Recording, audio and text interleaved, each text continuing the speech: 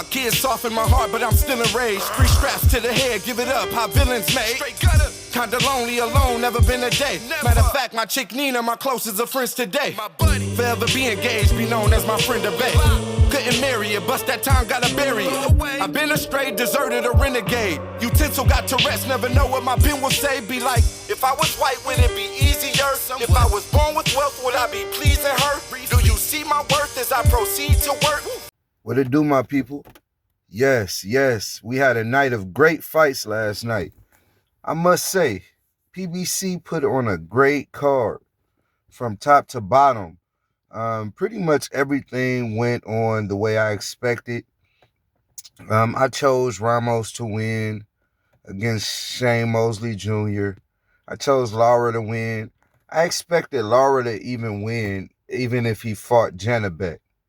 I know that's like surprising to a lot of people, but Lara is like the definition of boxing when it comes to how great boxing is considered boring to casuals.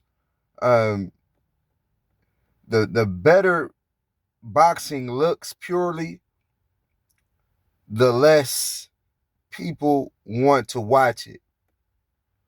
So I do believe, if you guys understand what I'm saying, but yeah, I do believe Lara, who is one of my favorite fighters, he gained a fan with me when he fought Canelo, and ever since then, I've really studied Lara. So shout out to Lara on his win. He did what everybody expected him to, but I believe the same outcome would have occurred if he fought Janabek, who shocked the world when he was in talks with a possible fight with Terrence Bud Crawford for an undisputed bout if he was to come out on top against Lara, which I believe he would not have. But moving on to the fight of the night. Well, it was perceived to be the fight of the night, or one of them possibly, before we seen Lamont Roach and Pitbull Cruz get it on.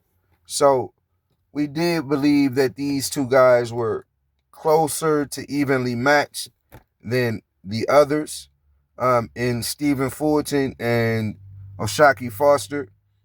I was one of the ones who felt Oshaquie Foster was going to come out on top, even though I did feel that this fight would have been a little more competitive, but I was even more so worried for Stephen Fulton, and I was more certain and reassured that Oshaquie Foster would win the fight. I did not believe he would do it this dominantly, but I did believe he would show his skill level, and I did believe that he would win the fight, as he did. But he dominated. I'm glad you guys were able to see that with Oshaquie, because a lot of people did not know about him. He has not necessarily been on the scene and had those chances to fight the big names, even though he's called out people like the likes of Shakur Stevenson, and he's still doing it. And as you guys see, he is on that level. And he has some interesting sparring stories with Shakur Stevenson, where he says he's run Shakur out of the gym before. So as you guys see, styles make fights, and that style Oshaquie carries and bears, yes, anybody around that weight division, including Shakur Stevenson, he would be a tough out for.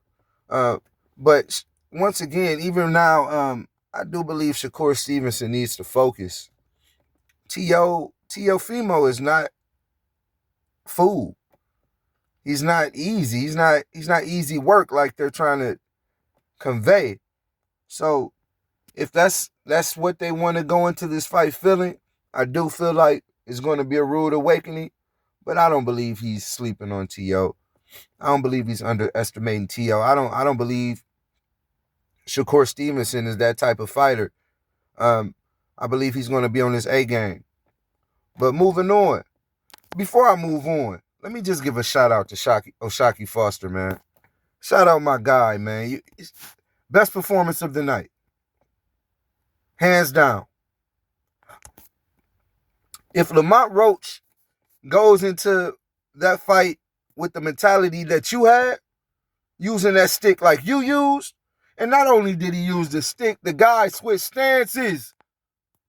He switched stances for rounds straight. Come on, man. He's a switch hitter. And he didn't miss a beat, man. Shout out Oshaquie Foster, man. For sure. For sure. Moving on, though.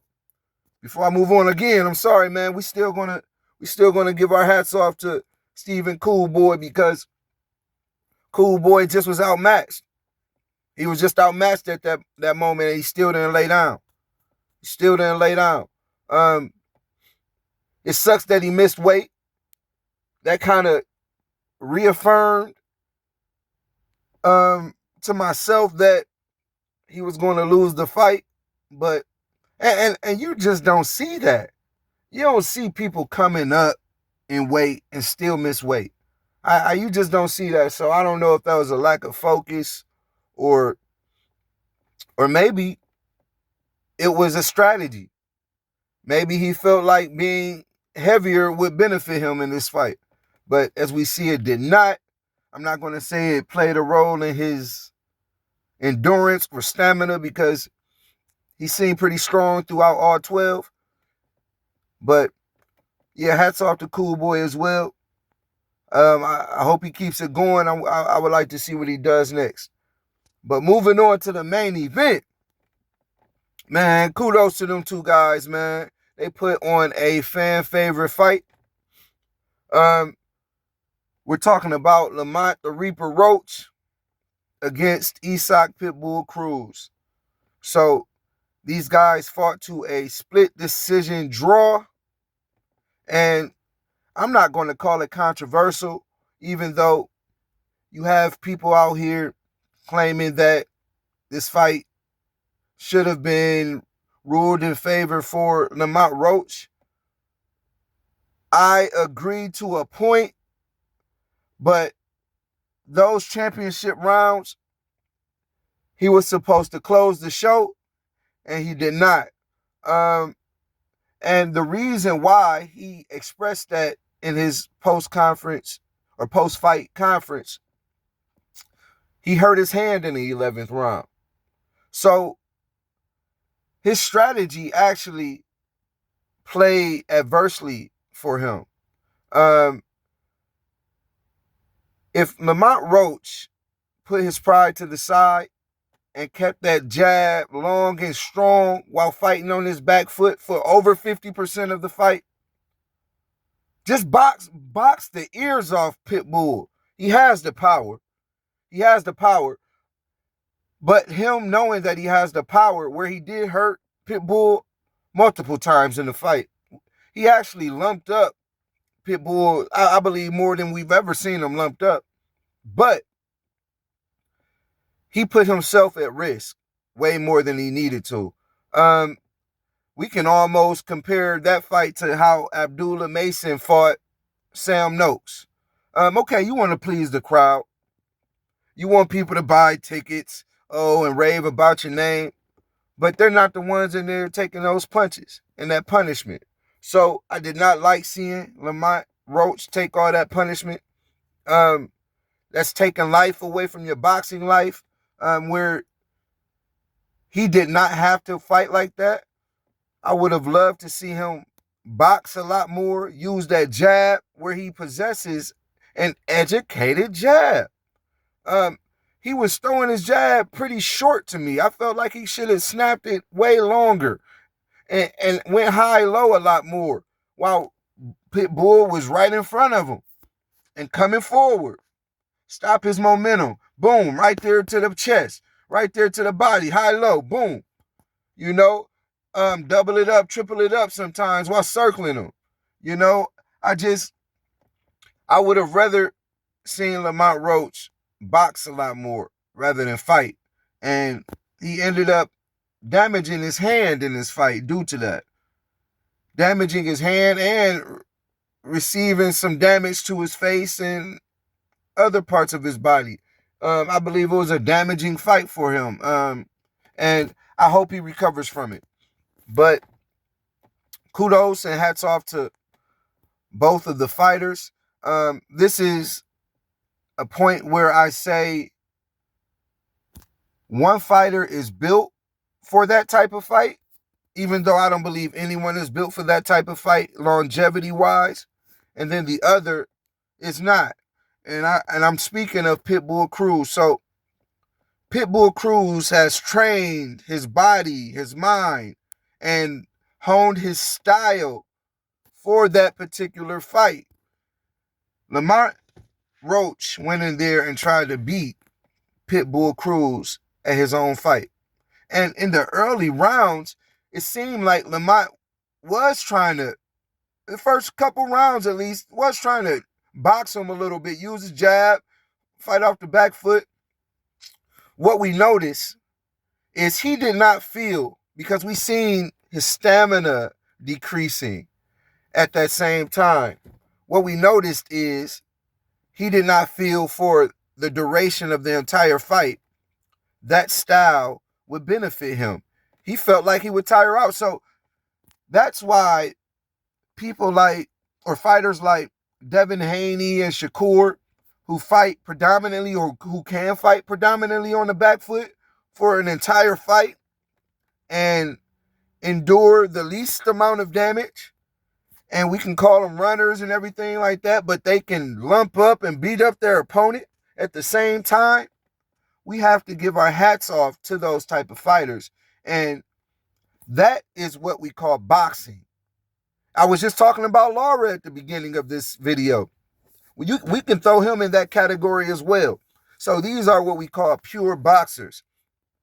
And at this moment, and just when we talk about styles, when we're talking about a pressure fighter who can punch, that is literally the nemesis for, or the counter for a pure boxer.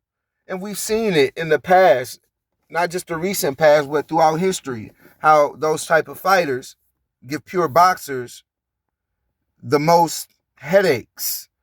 So when we see a pure boxer able to tame, in quotations, or quintessentially, the bull, or pit bull in this matter, when we see that, as Lamont Roach did show he can do at times in that fight, we have to give our hats off and really commend the fighters for their endurance and stamina.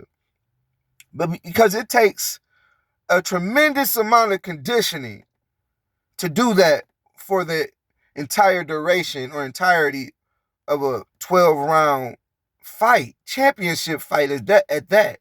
So that's what I was worried about in this fight for Lamont against Pitbull.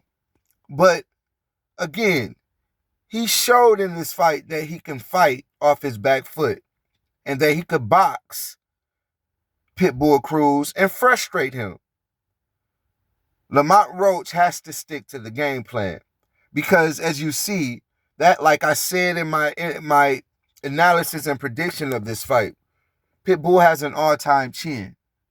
And as we've seen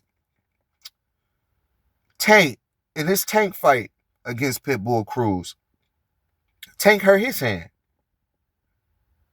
You can't try to knock this guy out without hurting your hand. So if you're throwing punches trying to hit him on his chin, but you end up hitting him on his head, we all know the skull is a lot harder when punching. It can damage your hand way more than a face shot. But the guy's front of his head, his forehead, everywhere is just hard. And he keeps coming. Even though he was hurt a few times by Lamont. The recovery, the snapback.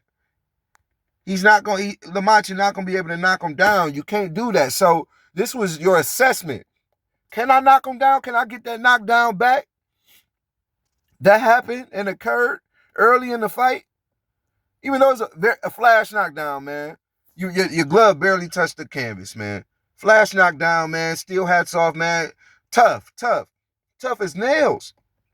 And sometimes our toughness can be a disadvantage for us against certain fighters. And I recall Lamont Roach saying that Pitbull's toughness was going to play against him.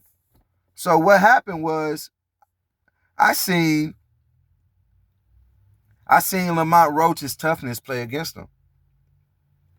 So as always, you guys, that's what I have. This BFA Flex, BFA FL to the EXX, coming to you with the Hurt Biz Boxing Podcast. Always coming to you with exclusive boxing content. Don't forget to hit that like button, subscribe, comment, let me know what you think, and share this video. All right, peace. I holla.